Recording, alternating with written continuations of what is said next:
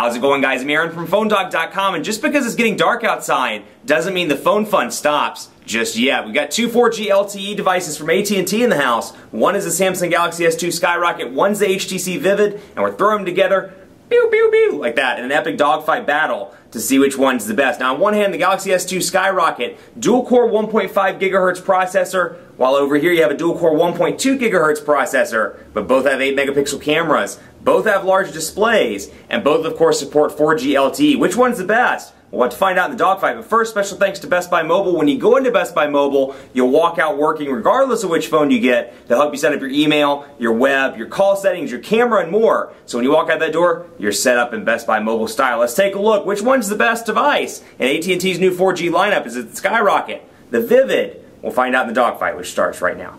AT&T releases two 4G LTE devices as part of their LTE rollout. You know what we do in Phone Dog Land? We do a dogfight. That's exactly what we do. Here are two of AT&T's newest, actually the only two LTE smartphones available on AT&T right now. Now the Nitro by LG is coming out in the next few days, but right now these are the only two you can get. On the left side you have the Samsung Galaxy S II Skyrocket. Now this is kind of a replacement, if you will, to the original Galaxy S2, which just came out a few months ago on AT&T. If you remember, it was kind of like the international version, 4.3-inch display. Well, this one kind of replaces it with LTE connectivity, and just to give you a run through the specs here, it has a dual-core 1.5 GHz Snapdragon processor, has an 8-megapixel camera on the back, has a front-facing camera, a 4.5-inch Super AMOLED Plus display, absolutely beautiful display with 480 by 800 pixels. So this one's a little bit larger, kind of fatter in the hand, if you will, and it has Samsung's typical build quality here, kind of plasticky, but has a nice kind of, I wouldn't say it's not texturized, but kind of a nice designed battery door, nicely designed battery door here on the back. 1,850 milliamp hours, and you've got the typical Samsung layout here with volume rocker over on the left side, your power button on the right side, 3.5mm headphone jack up top, and then your micro USB charging port at the bottom. Now this is running Android 2.3.5, and actually let me zoom this out here just a little bit so we can get a better look at the whole device. Android 2.3.5 with Samsung's TouchWiz version 4.0, and you've got your capacitive buttons down here at the bottom. Now this is available now at AT&T for $250. So $250 here. This one's a little cheaper. This is the HTC Vivid. It's available for $199.99. Now what do you get for extra $50, you say? You get a better display, a Super AMOLED Plus display over here. You get near-field communication, or NFC, which is built in the battery, and then you get Android 2.3.5 over here as opposed to 2.3.4 over here, as I'll show you down in the settings. Otherwise, features over here include 1.2 GHz dual-core Snapdragon processor. It also has a 4.5-inch display. Now, what you're going to notice about this, and here you go, Android 2.3.4, just so you could see. What you're going to notice about this is that even though these displays are the exact same size, the orientation's a little bit different. This one's a little bit longer, a little bit more narrow, and that may be great for somebody with larger hands or somebody that prefers kind of a tall device as opposed to being a little bit shorter and a little bit fatter. Now this is 540 by 960 pixels, so keep that in mind, kind of like the Evo 3D over here. So if you're familiar with it, an HTC display, you're coming from an Evo 3D, you're going to be right at home with this one. Also has LTE connectivity, 1,620 milliamp hour battery, whereas this has a 1,850 over here, so bigger battery as well.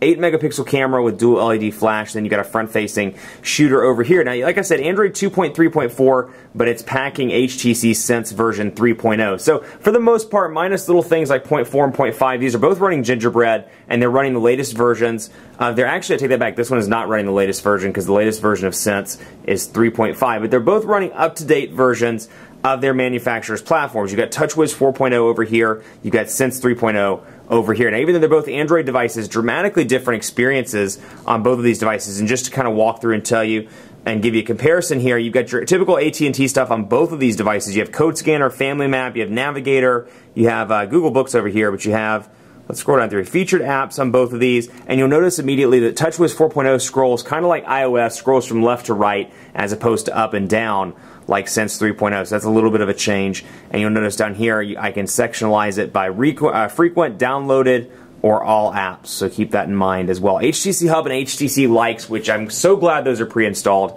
on this device, because that gives you the ability to customize your device even more. And we'll talk a little bit more about that in just a few minutes. But MOG Music or MOG Music Movies, my AT&T, as you can see, both those are over here as well. Need for Speed Shift. I don't know if this one, yeah, it does. Okay, so Need for Speed Shift on both of these. You got Quick Light.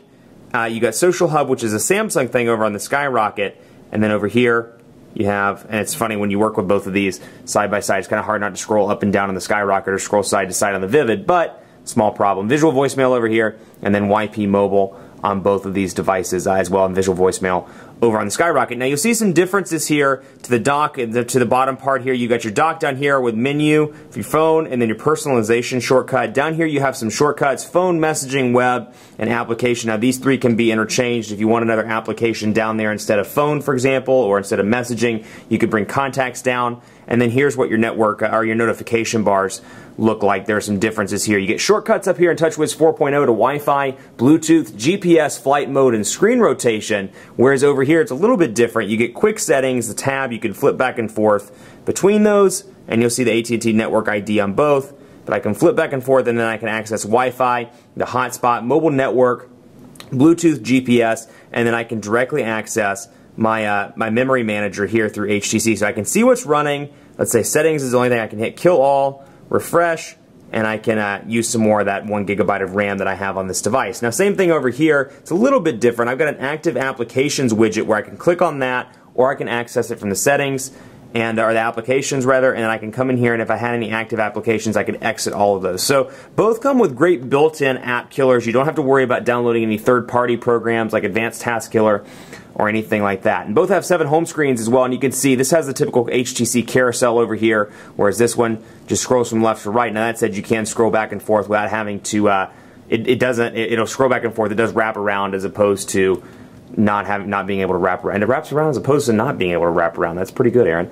But you get the idea. So same thing over here. I can just keep scrolling and it just rotates right back and forth between the 7 home screens. Now, you get a very different widget experience on these. And it's funny because even within die-hard Android communities, people prefer TouchWiz, some people prefer Sense, some people don't prefer a skin at all. They like something like the Galaxy Nexus, which has stock Android 4.0 or ice cream sandwich. So you can see here, we're just going to pull up a blank screen and we're going to press and hold on both of these. And you can see on the HTC side, the personalization menu pops up, whereas over here, you get a little bit of a different personalization menu. So I'll go into widgets, and you'll notice that this is a big difference if you're coming from TouchWiz 3.0, let's say maybe from the Infuse 4G or from the Droid Charge on Verizon, over to this device. You'll see a difference in the way this menu is set up. So I can see all my widgets, and Samsung, at least in TouchWiz 4.0, they've really included quite a few widgets. So I have some clocks, both digital and analog.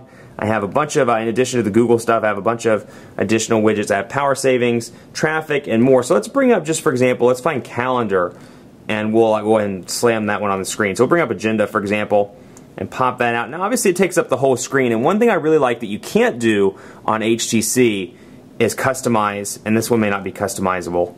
So that's probably going to avoid my example. Let's try that again. Let's go down here to, we'll just do weather, for example, and come back out of here, press and hold.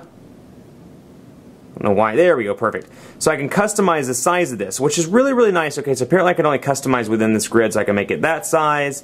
I can make it that size if I want to. I can make it, the full size, or I can make it just like that. So when you're in an area like, let's say this, where you don't have a lot of home screen space available, but you could fill in a widget right there, you can customize around the widgets a little bit more on TouchWiz, whereas you can't with Sense. Now, Sense does offer some great personalizations, including skin, so I can change the skin from HTC to a couple of different options, burgundy, blue sky, and then I can get more by accessing HTC Sense.com, and then HTC Hub, like I showed you earlier in the menu. I can access additional skins, wallpapers, ringtones, and more. So wallpaper, lock screen. Now this is a little handy thing, and I don't know if you got a good glimpse at this at the beginning, so I'll show you. So we're going to go ahead and change the lock screen to a weather lock screen, for example.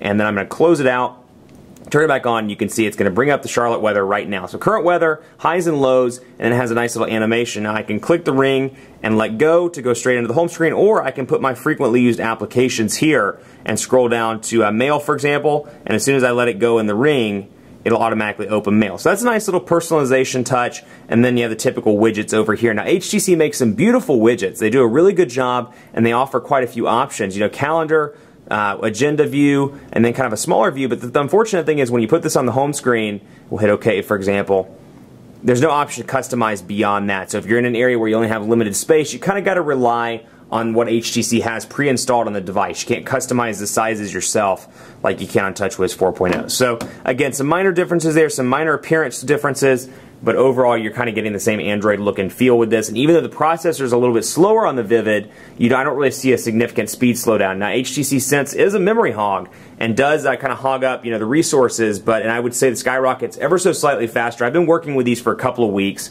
and I'd say the Skyrocket's just a little bit faster, but I think you'd be happy with either one of these devices if you're a speed demon. So that's something to keep in mind. So let's go into messaging, take a look at the interface there, and you can see.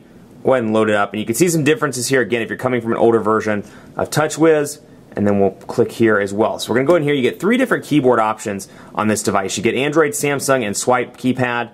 So I have Samsung pulled up by default, and so we'll say the busy rumor dog decided to go to the park. To the blark. The busy rumor fog decided you'll go to the blark. Is apparently what I typed, even though I was trying to say the busy rumor dog decided to go to the park. So you can see 4.5-inch display. I don't really think you're going to have a problem if you're coming from a BlackBerry or something with a physical keyboard. I don't really think you're going to have a problem trying to hear those sirens. They're coming after you right now. I don't think you're going to have a problem with. I get sidetracked pretty easily. I don't think you're going to have a problem with the on-screen keyboard on either of these devices, just because the screen's so large that be it in portrait or landscape, you should have a pretty easy time. Now this one has 2 keyboards in one. The only thing it comes with is this HTC keyboard, and so we'll say the rumor dog is happy, and then I'm going to switch and say and I'll have it turned on, so I just look like an idiot when I did that. So let's go back and turn on what's called trace input, and we'll make sure that that's on so we can show it off. So touch input, HTC has a new thing on their keyboard called trace input, so we're going to change the trace color to red so you can get a clear view. And so we'll go back to that message, or go back to a message, and so let's say I'm saying the quick brown fox, or the busy rumor dog is, and I want to switch over to that, is happy. So it's kind of a swipe, and I'm terrible at this, but happy. There we go. The busy rumor dog is happy. Very easy to use when you get used to swipe. So if you're somebody that's coming from swipe, don't let the fact that this doesn't have swipe out of the box dissuade you, because HTC's trace input is pretty decent as well. So you can easily type on the screen. You can turn that off if you want to, if you don't use it. I found that it did get a little bit annoying because sometimes it would register my gestures as trace, and it would screw up the word. So if you don't use it, turn it off. But again, because of a nice long narrow display on this, in landscape mode, great to type on, nice big keys, and so anybody with large thumbs is going to have no problem on this device either.